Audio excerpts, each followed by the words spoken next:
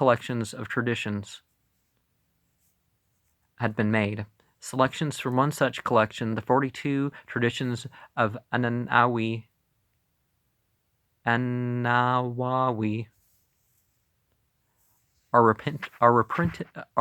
reprinted in this volume. I don't know why I'm having trouble speaking today.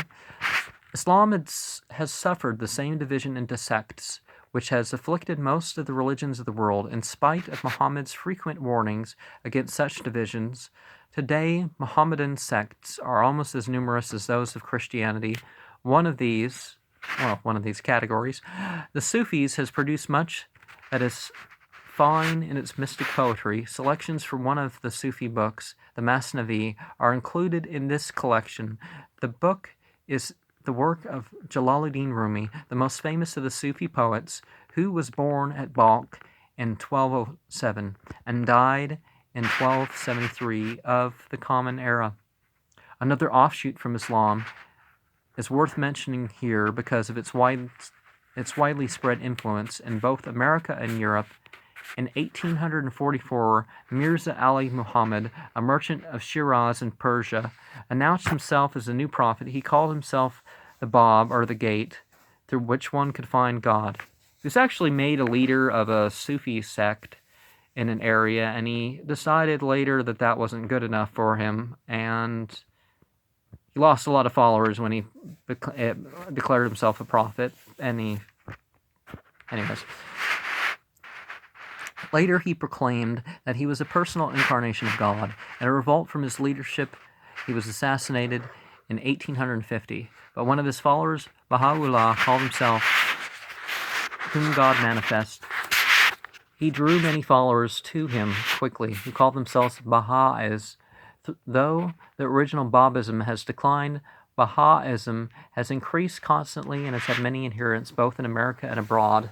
And nowadays, during my lifetime, there hasn't even been any guerrilla attacks from this group, which was just one of several in the Persia area that had apostatized from Islam and wanted to conquer the world, basically. Unlike Islam, which does not allow fighting for land and stuff like this, they wanted to, conquer the world by force. And, the original leader led tens of thousands of people off to battle, and eventually, and for some reason it's hard to kill him, apparently. It is difficult for the Western reader to find a plane upon which he can evaluate the importance of Muhammad and his doctrine in the religious and cultural history of the world. The Jew or Christian, no matter how well read he is in the sacred and secular literature of his own religious culture, can find much which enlarges his own perception of those three religious forces which dominate mankind. The search for a better understanding of the source of his being, the attempt to understand and evaluate himself, and the need for better relationships with his fellow men. In the scriptures of Mohammedanism, he is likely to find some conceptions which seem degrading, many of which seem to him meaningless, and at their best, some few things that seem to be mere reiterations of principles with which he is already familiar with through his own scriptures.